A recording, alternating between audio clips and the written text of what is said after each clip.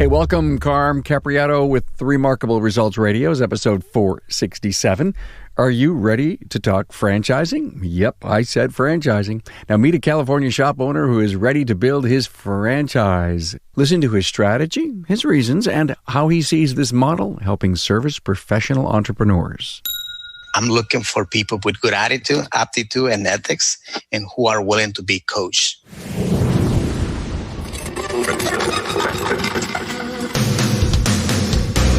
Welcome, Aftermarketers, to Remarkable Results Radio. Listen to learn just one thing from today's episode on your journey to remarkable results.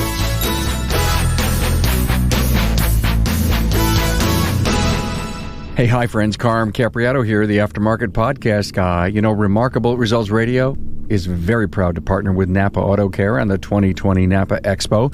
Now, join Napa, including suppliers, industry experts, and your peers in Las Vegas, April 6th through 9th, 2020. It's where you'll discover the latest news and industry information. I'll be there. Hope to see you. Contact your Napa store for the details and how to enroll.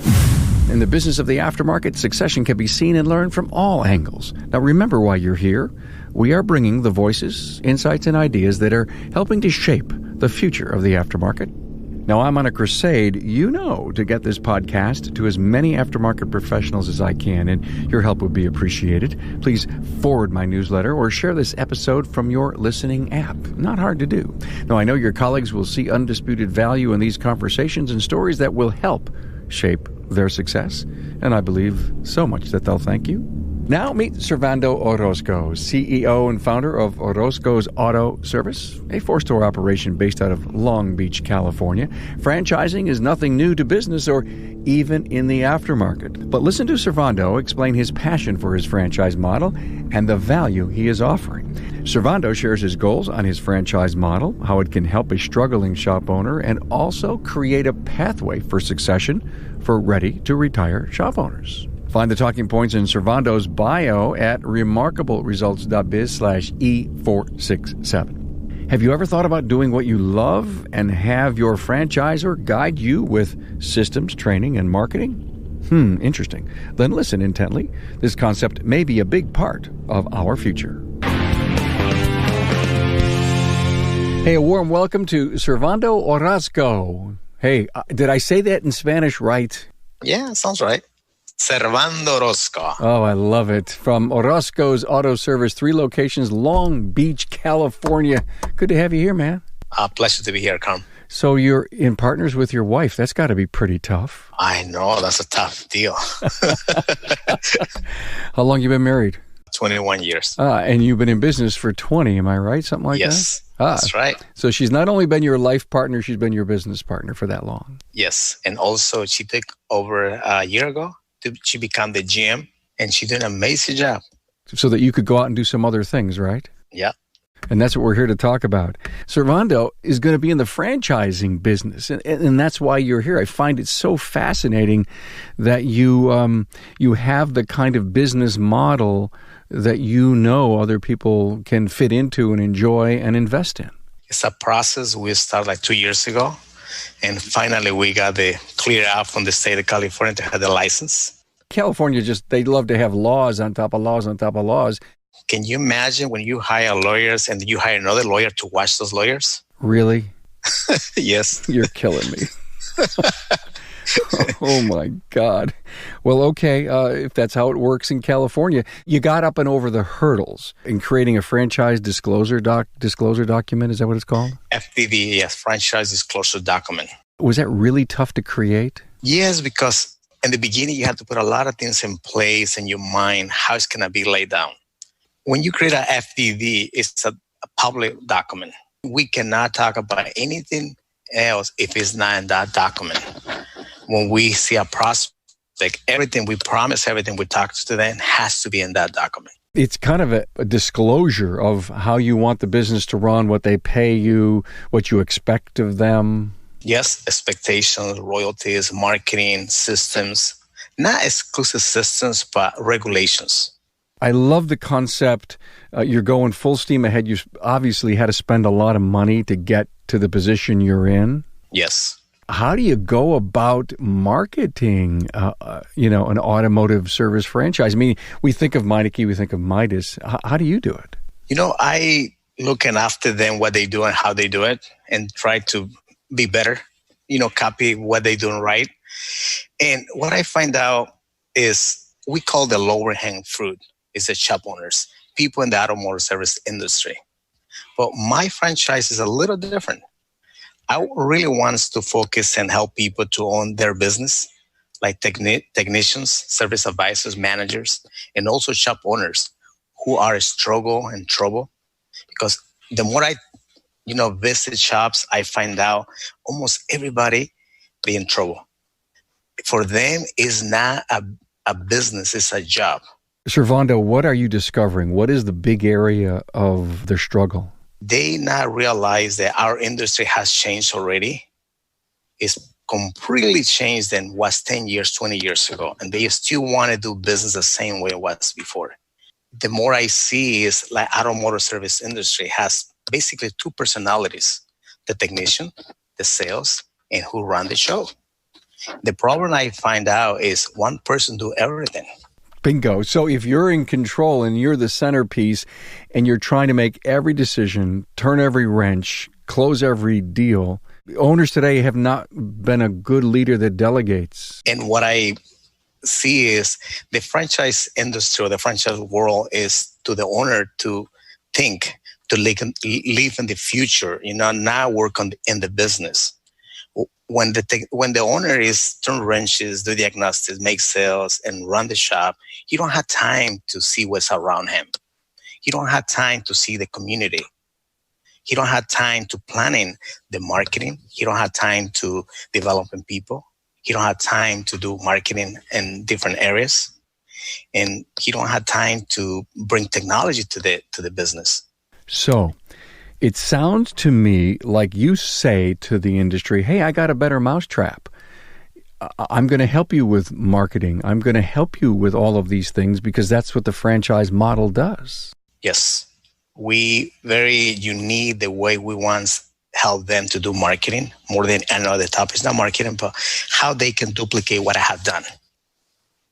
And, how we can put it for them, share our system, our operation menu, how we can coach them to understand the numbers, the business size. Because my goal is to bring a prospect, investor, a manager, service advisor, and succeed because my success depends on their success.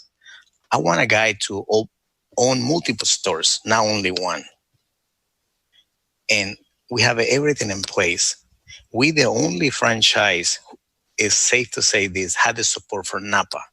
NAPA give us the blessing, the prove to any franchise we open, automatically become a NAPA Auto Care Center.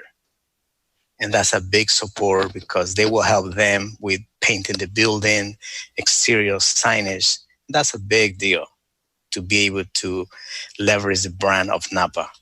Something you said a little earlier, Servando, was very interesting to me, and that is there's a lot of service advisors and technicians out there that would love to own their own business, and they may not know the pathway to get there or want to take the big next step. And I think what I heard you say is, hey, we can be your solution, this franchise. You're right. The service advisor, the technicians, everybody dream. Everybody has hopes to become a business owner. But for some reason, it's not in their reach. It's not possible for them because every day, everything is more difficult. If you wait to have the money, to have the knowledge, to the skills, it's not going to happen. Totally agree with you. The challenge, the uphill fight is pretty steep. And the other thing you're saying is, hey, my boss can do it, so I can do it. And then they get into business, and then we have just another marginal competitor in there that's racing to the bottom, lower labor rates. There's not enough thought going in there because I don't have enough cars, and I've got to learn to compete in my marketplace. So let me go in and lowball everybody so that I can get. And it just churns, and we just have many of the issues we currently have in the industry. And I think what I'm hearing you say is, let's start up on a high note. You're going to explain, these are the margins we have to have, this is the labor we have to have, this is the marketing we need to have. So no one is learning as they go each and every day, oh, this didn't work, I got to try that. They go to the well, they go to Servando, and they go to the franchise model, and here's how it runs. In my mind, the success of a new franchisee, it could take only a year and a half to get there instead of a 5-year struggle. Yeah, that's what I said before. I'm looking for people with good attitude, aptitude, and ethics, and who are willing to be coached. That is so smart. Willing to be coached. Yeah, with the motto, yes, I'm looking for someone who can listen, who can do their job. It's that simple. I did everything else. I put everything else in place. Have you started to market this? Have you found any people? So what's in the top of the sales funnel here for you? I'm looking for companies who do marketing for the other competitors. Okay. But what I find out is most of the data they created, they own it. And that's the top part. I had to start creating my own data. But what I do right now is I have a developer who's looking for franchise prospects. I do social media. But the main thing, the most important thing is people. Just go and knock the doors and looking for those shops who we think need help. You're not just looking for people that are willing to, like a service advisor or a technician who wants to start from scratch. You're saying, hey, an ongoing businessman who says, listen, what I'm doing currently isn't working. I need structure. I need discipline. I need a coach. I'm ready to buy in. Show me the way. Yes, that's exactly what we do. We visit shops. We have like 40 plus prospects. But what we find out makes sense. Most of the people don't have money. And that's part of the problem. Hey, it's Carm here to tell you about the best shop management solution for your auto care center, Trax Enterprise. Now, since Napa introduced Trax in 1989, it's been the industry's leading shop management system out there. Today, Trax Enterprise offers even more of the features auto care center owners want, things like a powerful interactive scheduling calendar, faster and streamlined workflow, multi-shop capabilities, easy pay consumer financing integration, and more. That means you can count on Trax Enterprise to help drive your success today and well into the future.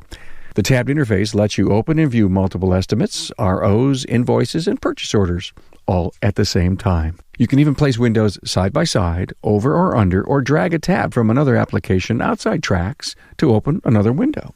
One auto care center owner said he loves being able to have 10 to 12 work orders open at once.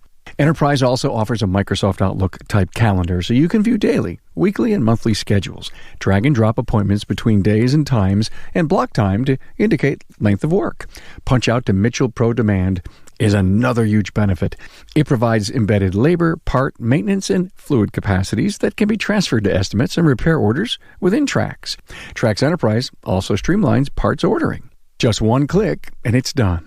The mobile capture app sold another auto care owner on Trax Enterprise. He said there's no reason to write VINs by hand anymore. You can decode the VIN from a mobile device and send all the information directly to Trax. There are reporting features too. For example, with just a couple of clicks, you can find out how many repair orders you've written in a month. Talk to your Napa Auto Parts store and find out more about what Trax Enterprise can do for you, plus the hundreds of other great things the Auto Care program has to offer.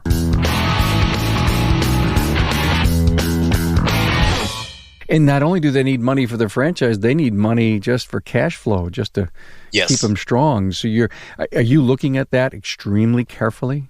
Yes, because to me, I see a lot of, it's easier with somebody already burned out and you're not going to change that person because he's doing the same thing for the last 20 years. I'd rather buy him out and pass this business to one of my employees or somebody else who is in the same industry. Because for that person, really what he's waiting for, somebody who can bail him out of the lease because he don't know what to do. He's losing money every week, every month. If I bring a new blood who can run that place and he can carry the note to be the bank for that person, the other person can get the business with no money, with little money, and he has monthly payments for the next 2, 3, 4, 5 years, and it's a win-win. You're still going to franchise that? Oh, yeah. That person will be under my umbrella.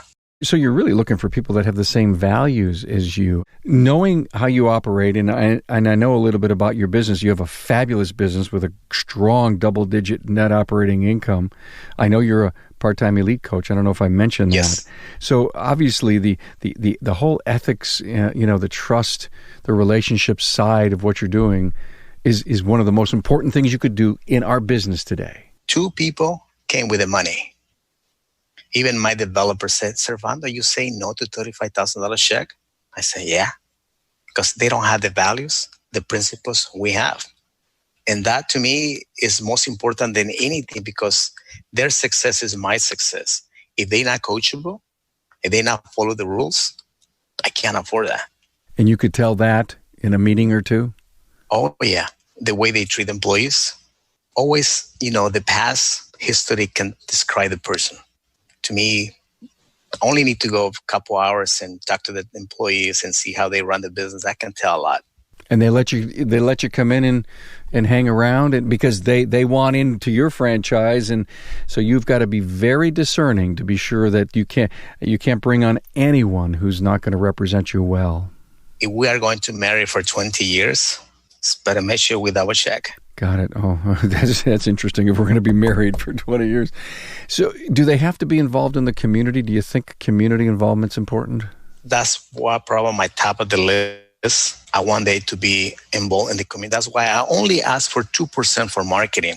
Other people ask for 8, 6, 7. I only ask for 2. They have to put 3% back on their communities. How important is that? Wow. Oh, that's priceless. Communities is like everything else. Whatever you put it in is what you get it out. So your business model says you give me 2 for marketing and I'm going to market for you, but 3% needs to go in to sponsoring programs inside your community and all that you do for Toys for Tots and Little League and battered women's shelters and all that stuff. Fundraisers. My books will be open. I will be very open when I put you 2% back in your business, but I want you also to put 3% in any place, any whatever you wish to do it, but it has to be done.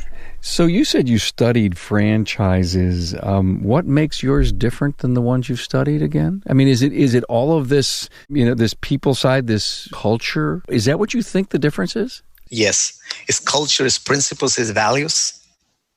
And that's why we have to select people with good attitude, aptitude, ethics, because, in the world of franchise, most of the big companies, they rely on the name, not on the people, not on the principles.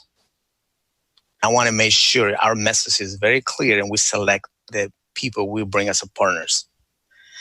And we're different because we believe our success depends on their success. I want to make sure they understand the part. Makes a lot of sense. Do you see that there could be in this model an owner who is looking for a succession plan? He knows he's got a couple of really great people inside the company that could take it over, but he just can't seem to put a deal together. He doesn't know where to start. And would this franchising opportunity be perfect for that situation? One perfect example, similar happened like a month ago. The downsized employee, he don't want to take responsibilities. The owner willing to pass the business through him under our franchise. That way, the owner, he know me for a long time. Like by being my program and my umbrella, he secured his business because the employee can pay him in the next 5 years. He helping the employee to own the business and he got paid. But the employee is saying, no, I talked to my wife and I don't want any commitments.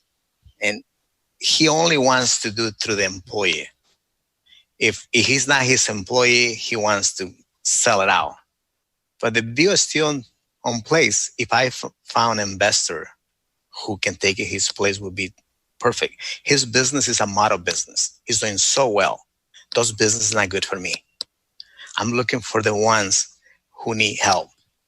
Because somebody who's doing $1.5 million and the cash flow is there, is a secure business. They don't need my help. Well, they don't need your help, but maybe you need another branch that is so it's a no-brainer to take on. But the owner willing to sell it to his employee, if I can be in place, because he wants to make sure. Didn't you tell me the employee doesn't want it? Yeah, the employee doesn't want it. Well, because he's afraid, or he doesn't want to stop selling or turning wrenches and really be a CEO, and so he's afraid of something. The owner. Yes. But why wouldn't that be a perfect acquisition for you?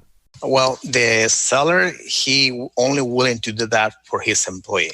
He wants to sell it, but he willing to carry a note only for his employee. I get it. And it would be a high multiple, obviously, if he's making a lot of money. Oh, yeah. He's perfect. It's a model business. What is he going to ask for? Do you think a 3 multiple in a case like that? He won $700,000 for the business. It's high. The most that business can worth is $300 probably. Most of the time, the sellers, the shop owners, they're not realistic with the price. And the last thing I want to do is, disagree with them. I had to let them prove to me what is in the list, why they came up with this price. And then down the road, after they start to swallow the information, say, rule of thumb is most business when run by himself without the owner can worth 3 times the profits. If the profits is not there or they part of the business, the price changed. Would you do me a favor and come back on as you've got yourself, a bunch of franchisees, and let's talk about the evolution of this incredible program? I'd love to follow up on your success. The franchise world to me is like how I can help people to own the business. But the key to me, the key factor is always my goal on the past was to open 10 locations. And the only reason I was not able to do it is because people. It's hard to find the right employees. If they own a franchise, if they own the business, I don't have to motivate them. They're not my employees. It's their business.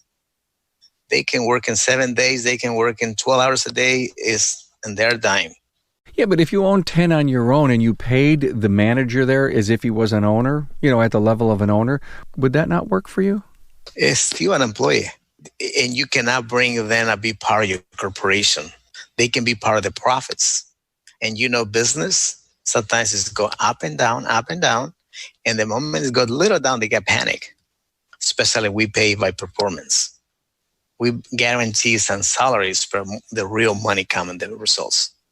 I find it fascinating, and I wish you all the luck in the world, and we have to have you back and do some follow-up on this. Any final words on the whole franchising concept? It's a model business to help people to get where they want to be. Because what I find out on the shops is everybody has 2 businesses. The one they have and the one they want to have. And that's the hardest thing. How I can help them to get to the point. Because most shops with 3 employees, I don't know, it's like a rule. They doing $40,000, $50,000, $30,000 a month. And their production is really low. Yeah, it's tough to make any money. Yeah. And one thing I apply in my franchise model and my business is the 5 commitments. It's profit, production, average repair order, and car count, and happy customers. How you can focus on all those 5 things. And everything else would be easy. And that's why they need assistance in place, operations, guidance, support. And the owner, the idea, the perfect world would be the owner not be part of the business. Because if I sell your franchise and you still have to work and you have to be there, you don't have a business. You have a stressful job. And that's what most people have. Amen. That's what we continue to find out in this industry. Servando Orozco from Orozco's Auto Service, Long Beach, California, and his incredible franchise opportunity. Thank you for being on the show. Oh, my pleasure. Thanks for being on board to listen and learn from the premier automotive aftermarket podcast. Until next time.